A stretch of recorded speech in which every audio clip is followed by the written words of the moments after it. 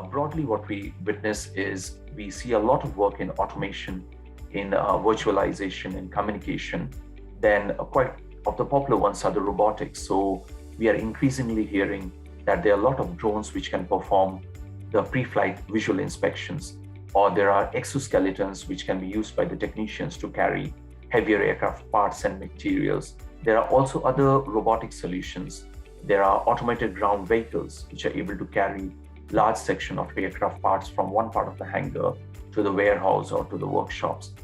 And on top of that, there is artificial intelligence, which is more or less trying to augment the knowledge of the technician and is able to prescribe a couple of tools, techniques, equipment, materials, and also processes to the technician.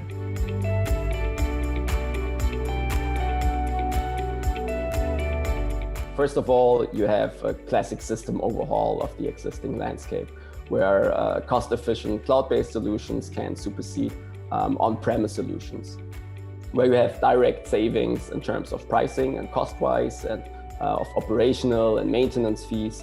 And in the second step, of course, get usually a better product, a better user experience, and so forth.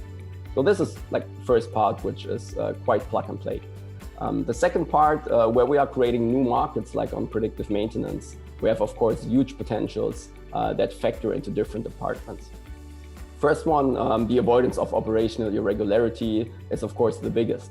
But certain other categories are positively affected by predictive maintenance as well, like the asset management, the maintenance, or the component workshop in the end, or engine workshop in the end itself.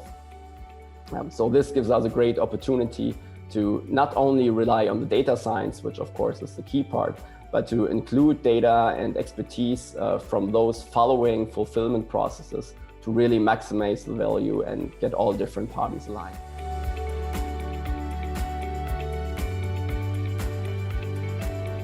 So the focus should rather be what are the most valuable services out there that help to transform my operations, that fit with my processes and that fit into my IT infrastructure and system landscape. So instead of relying on a single platform, it is more about choosing the right solutions that fit together, which brings me to my last point, which is indeed the system fit.